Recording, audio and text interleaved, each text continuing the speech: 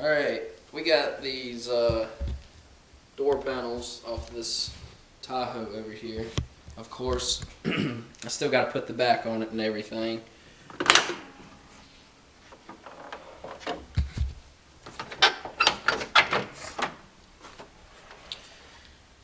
So, one more piece on the back, then got some ideas brewing as far as what I can do for the ported area. So, I can't put a loading wall in it yet until we start testing anyway. That way I can dial it in, see what exactly it likes the best. So ain't really no point in doing that just yet. So I'm going to go ahead and turn our attention to these doors that I'm going to start with. Of course, got some rings here, but may not do the rings. Might have a little different idea, but we can still use these rings to mock out, the spacing and all. So we're going to do 3 10s, the McLaren Neo 10s per door. Go over here and get these real quick. Show you exactly.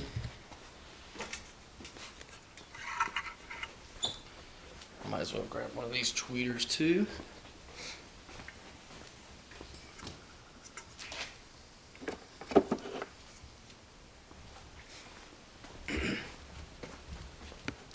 Been trying to keep this cold or / flu out of my system. I've been succeeding so far, so hopefully it don't get no worse. Alright, so the tweeters are also McLaren. Nice 250 watt 8 ohm bullet tweeter. Then we got these McLaren 10-inch mid-bass 10 08 NDs for basically this Neo, which helps with the actual gap between the door and the door skin or window in most cases when you're dealing with bigger speakers. So this is going to come in handy. Of course, nice cone up front here. Definitely heard these in the past. Should do a good job. So this is what we got to work with so far. Now, like I said, going to be using these. The rings I'm not going to be most likely using. What I've started off is I traced out the door panel itself. Keep in mind I'm starting on the passenger door. Doing whatever I do on this one, I'll just trace it over, do the other side, exact image. Basically like mirroring. But I have traced this out, got a rough idea on where exactly I'm going to be throwing this 3/4 inch piece and basically stacking it to see how much space I can put it off or set it in. Because if I don't have to set it off the door panel that much, then I'm not going to do that. So I'm going to go ahead and cut this out and kind of get a rough idea. Put it over here, trim around where it needs to, because I'm going to try to go with the flow of basically around there, up to there, down through here, keeping this. I absolutely think this is the ugliest door lock, door window mechanism I've ever seen on any vehicle. Probably go in here and fill this in.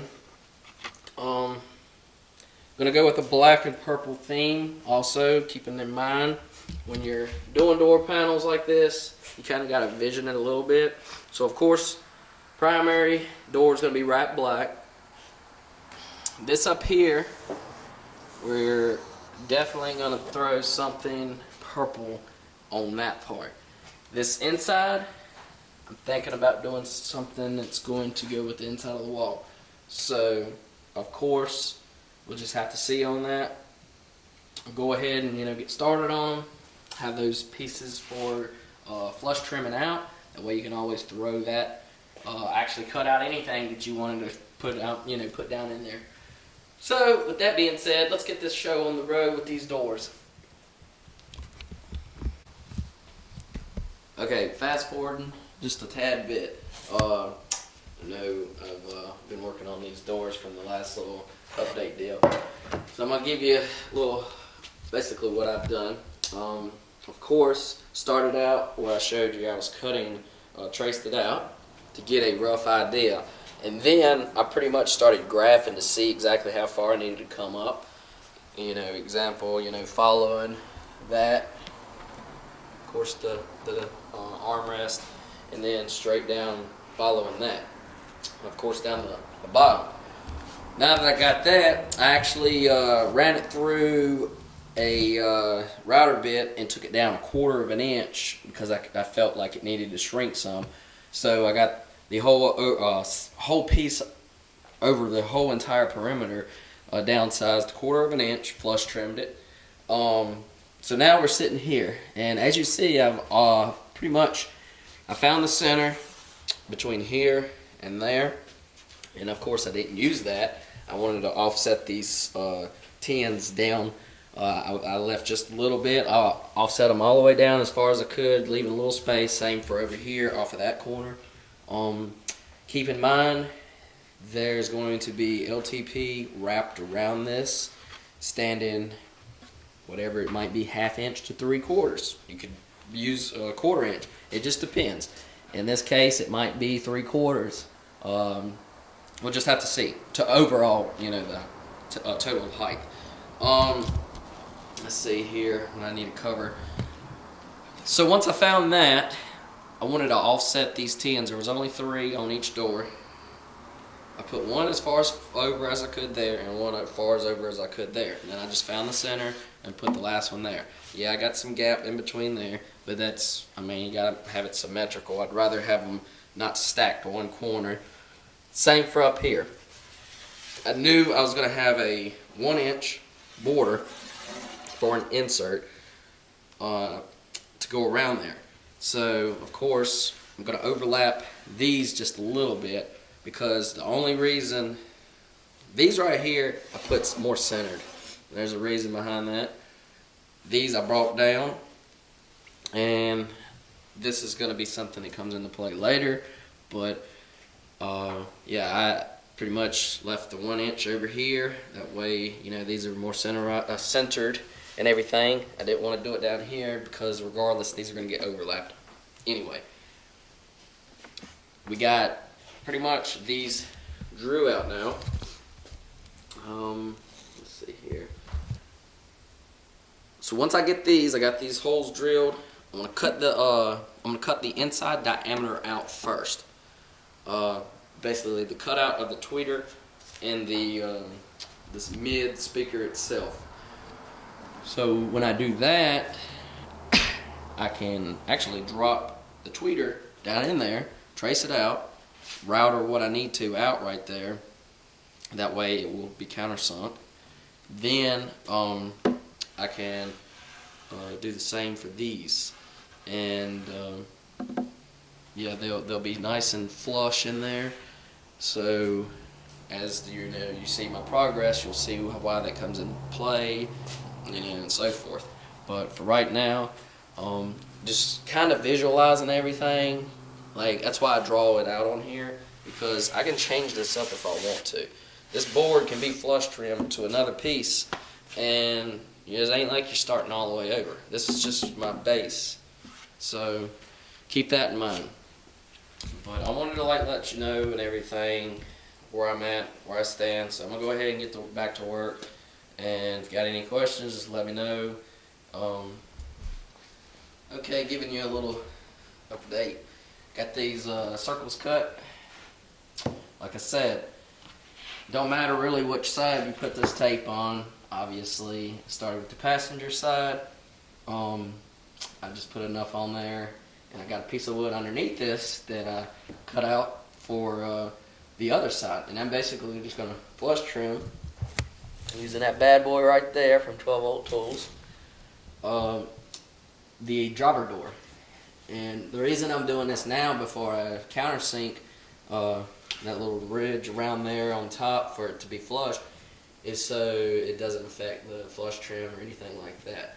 So we'll go ahead, do this, and we're also going to go ahead and do the countersink using a rabbit bit. The one up top, I'm actually probably just going to,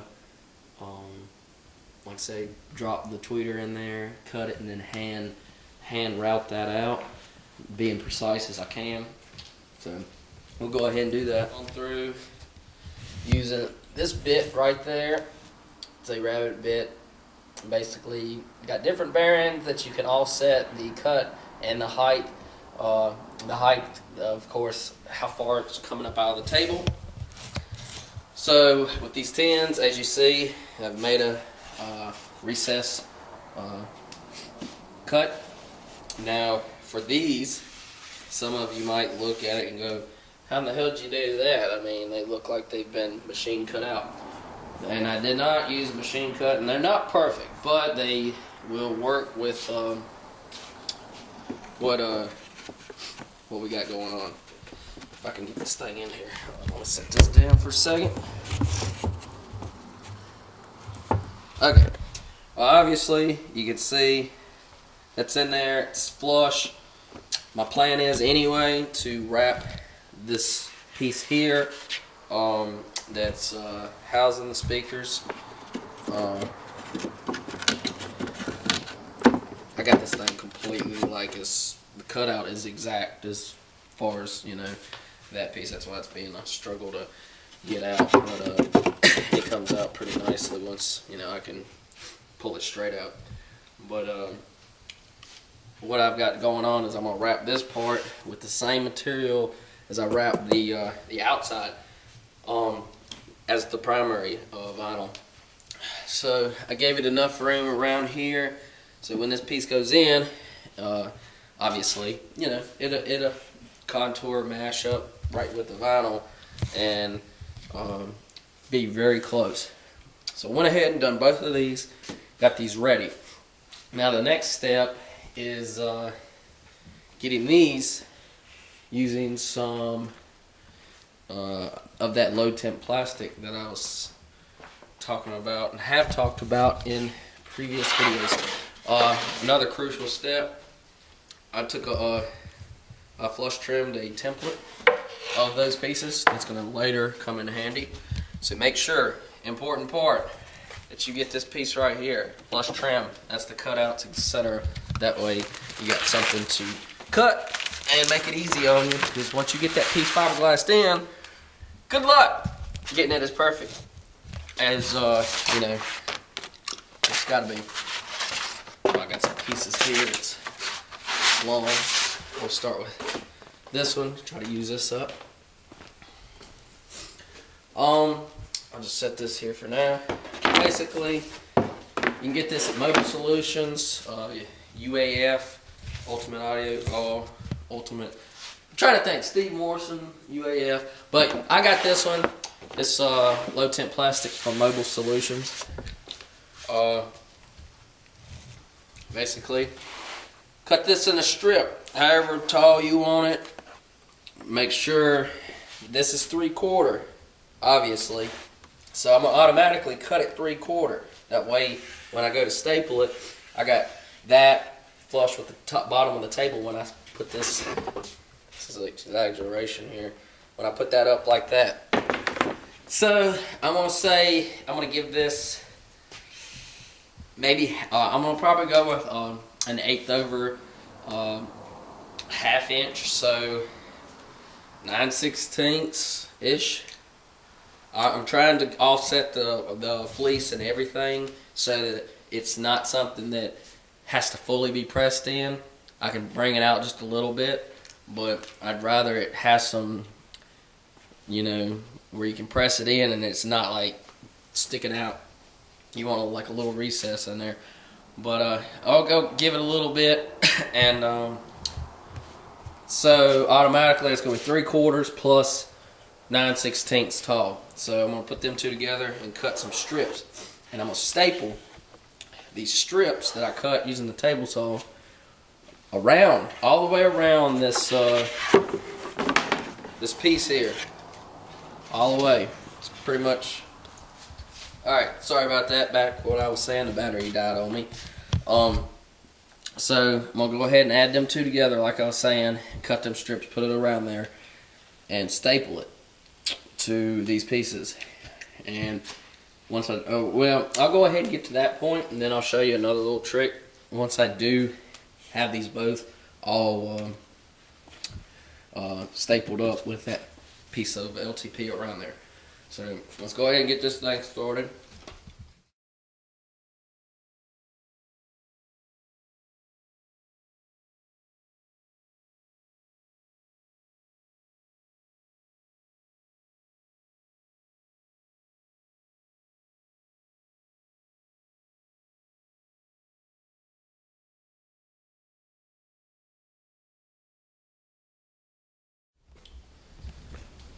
Alright, we got this next little update here for the doors. As you see here, this is semi-gutted. I'll tell you in a second exactly why I'm doing that. This one right here is actually put on and everything. I got like some little glue spots, aka weld spots, spot welded, I like to always call it. So how I got to this point right here is pretty much kind of measuring off to see how far from the seat over here that I actually need to be from the door skin and all. So we're gonna go and just say, for instance, of course you need to center it and everything. Let me see if I can't set this down here on the ground. That way I can look over top of it better. Okay. Alright, so the main thing, you want to make sure that the bottom, that line with the bottom of the door is straight. You don't want to have a crooked, piece that's glassed in. So making sure all the lines are, with the top or whatever is going to be, parallel with the other one. So the next part is I wanted to try to move this piece that I made as far up as I could.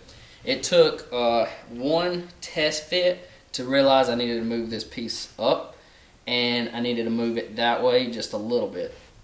Like I say, when you go to put test fit the piece on there, underneath here, I don't know if you can see it, but I got like some little pieces of birch that I've cut, just little, little bitty pieces, like, I don't know, whatever, I use them to leg it up and try to basically match the front and rear, or to get it the height from here down to there.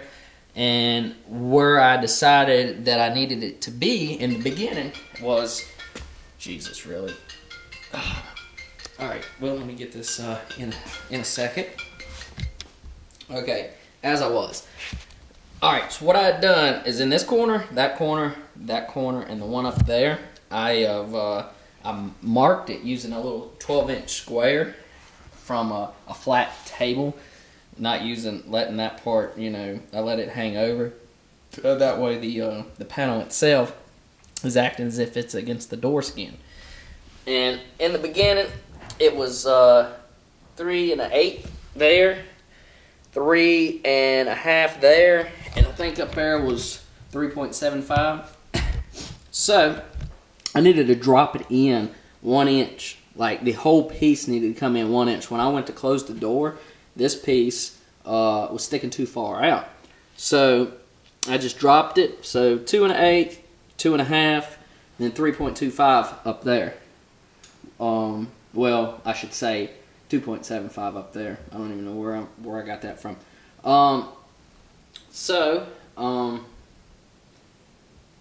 Basically measure it out, leg it up like I did here, there, whatever you need to use. Don't matter. It's gonna probably end up getting pulled out in the process of glassing the back and strengthening it with fiberglass mat. It's just there to glue in and make sure that the piece is going to stay there until you add the fleece.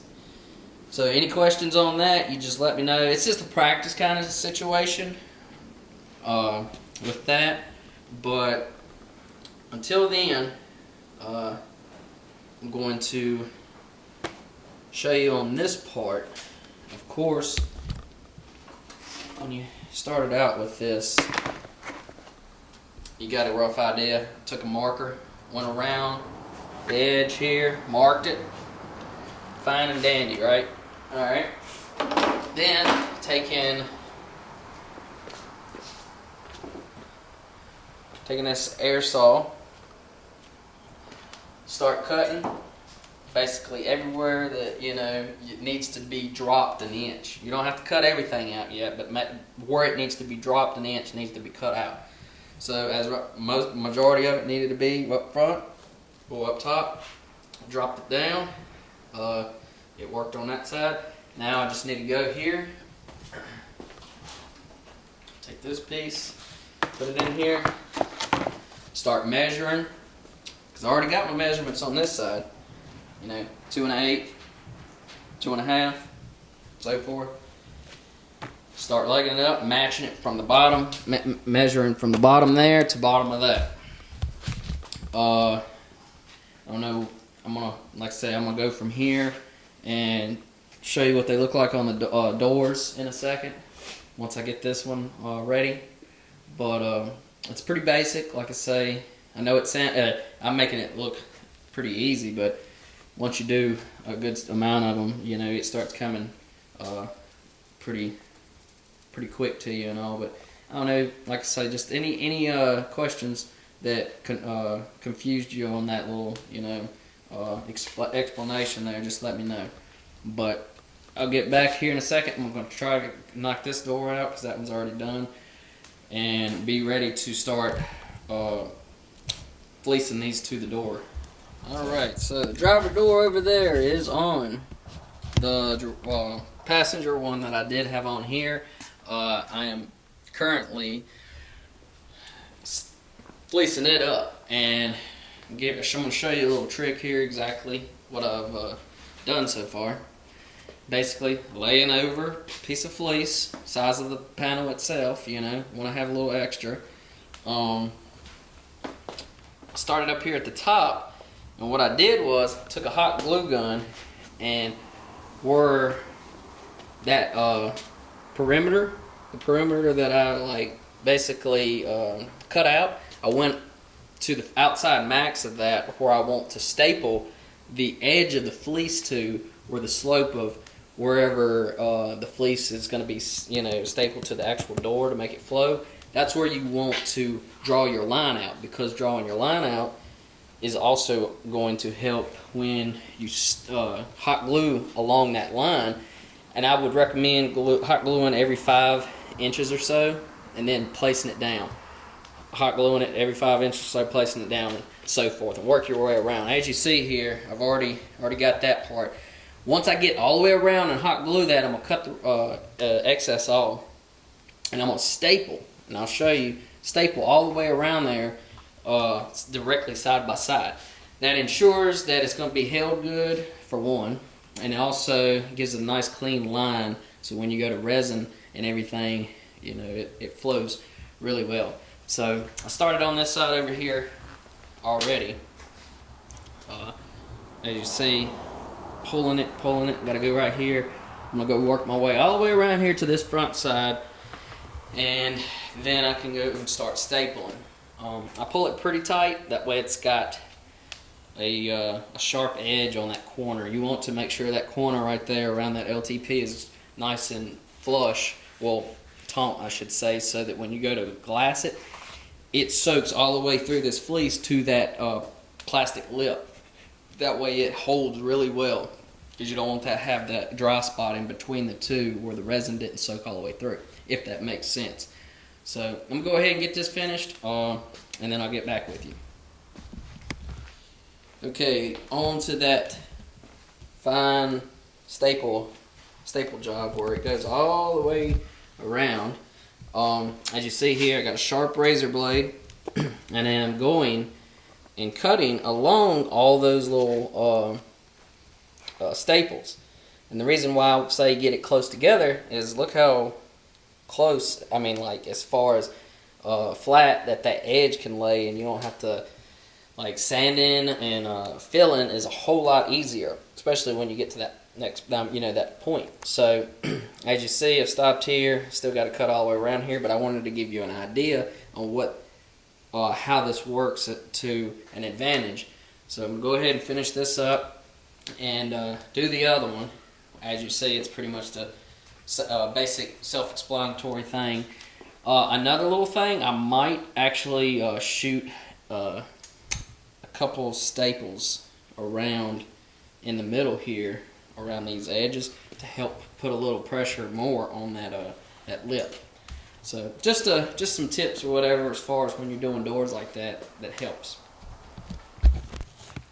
Alright, so we got a nice day today, sunny outside, perfect for getting some resin in here done. Got some just some Lowe's brand.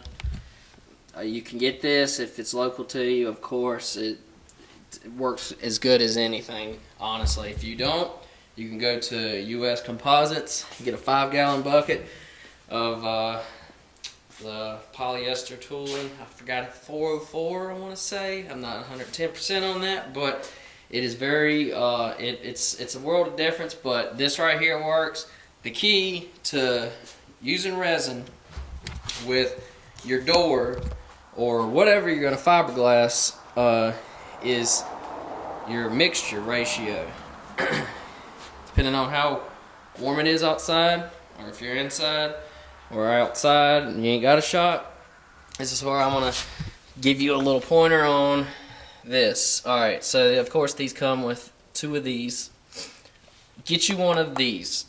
A little dispenser that shows exactly how many cc's are in the top. Rule of thumb, 5 to 8 cc's per 16 ounce of mixture. I always mix 16 ounces every time. I don't give a shit if I got to paint resin down a football field's worth. I use 16 ounces. That way I know I get my right mixture right. So 16 ounces, 5 to 8.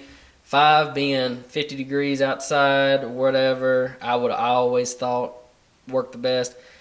If it's 90 degrees and humid as shit, oh, I got that backwards. Sorry. 90 degrees, humid as shit, 5 cc's. You don't want as much. If it's colder outside, 50 degrees, 8. 8's better number, 7 to 8, something like that. Today I'm going to use 6. So it's about 60, 65. It's going to be in the sun. So, of course, I'm going to use about that. So what I'm going to do, go ahead and mix this up. Start in one corner, most likely up at the top, and work my way down around the edges. Of course, I don't got to fill in the majority. It's just around the edge, so it really ain't going to take up that much. I've taped off the edge right here because, of course, I'm going to dab as much as I can around there. And then on the bottom, too. I pulled it out here for 2 reasons. 1, so I can let it drip. 2, of course, it's outside in the sun, so drying and curing is going to take not as long. So we'll go ahead and I'm going to knock this out while this is drying, and make sure that you dab and get this. Don't freaking just go all over the entire thing. This is key. This is very key, important. I've done it before in the past, and that's where I'm at now with a lot of practice and stuff. Start in one corner. Make sure you saturate the shit out of wherever you start and work your way that way. Do not go one stroke over the entire whatever you're gonna paintbrush down. Because by the time you get to the next 16 ounce, if you needed more layers, that's already starting to set up and hardening. So if you think of this as a layer, that top layer already hardened. How the fuck is the new going to get through that? That's almost, you know, it's setting up to get to the bottom. That makes sense. So, of course, you can always go back, but this fleece, if it's small, short like that, shoot, you got like resin. You don't even, if you saturate that whole entire thing, you don't need no chop mat or nothing. Trust me, I've done this, and you don't need it. Bigger areas, if like in a corner down here where it's like 4 or 5 inches or more, yes, but most of those areas you can come in from the back, add chop mat, and of course add more resin, you know, to the chop mat, help strengthen it that way. But as far as that goes, that's a key important thing. Once I'm finished with that, I'm gonna come over here and, like I said before in the video, start my process of doing this door for that side. And then here we are again. I have to mix that up, do that, let that dry.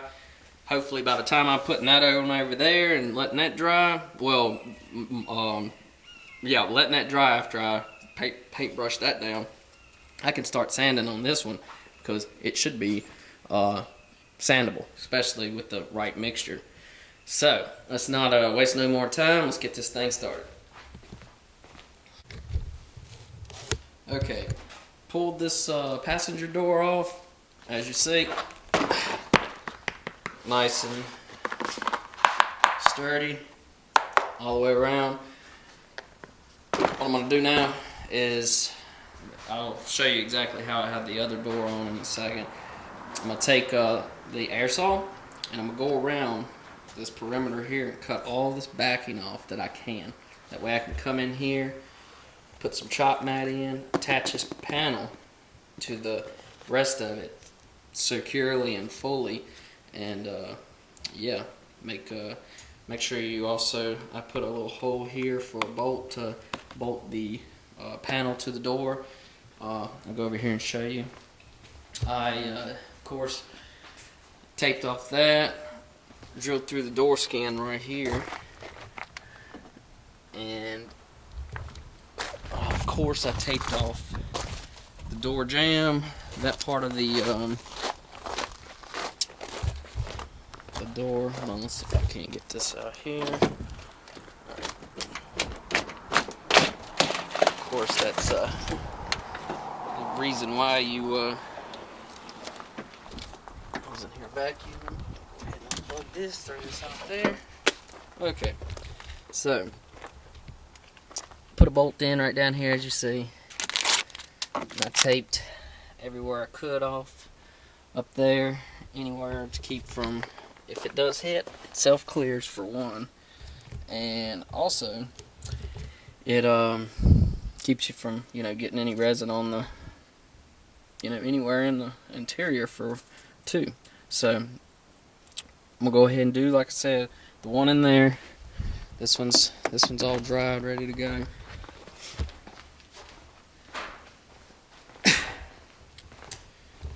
But yeah, I'm gonna go ahead and do this to both of those, and add that strength to the back. Add that little resin around this backside too, that, you know, so you can get soft. Harden that part up, and then it's a matter of sanding down, and yeah, it's pretty much ready to wrap. I need to actually order some material for these, but I'll get to the next part here in a little bit. Let me go ahead and finish this up, and we'll keep it going.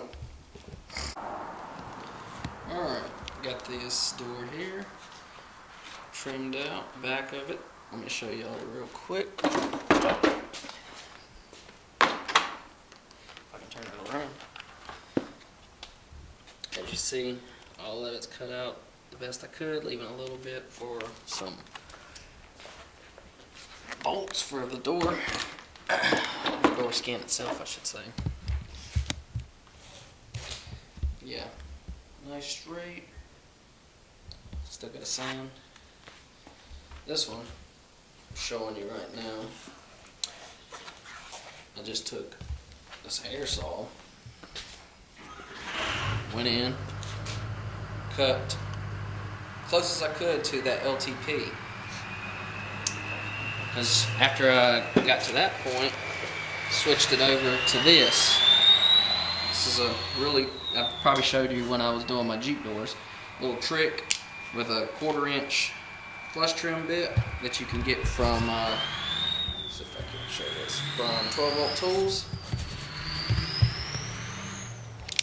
On this angle grinder. Set it up where it rides like right along the LTP. Work up to it, making sure that you don't start eating into the LTP. You want to barely go around there and get it to its closest, possible height, as long as it's straight up and down. So then you could get ready to press the insert in and work up on it. That way you're not taking too much off, or you're at least getting close to it. So that's a major point of where this is going, and then it's a matter of going back out here to these two doors, adding that body fill, fiberglass mat to the back sides of these, strengthening it up, letting that dry, and then it's a matter of sanding. So we're going to get to that point.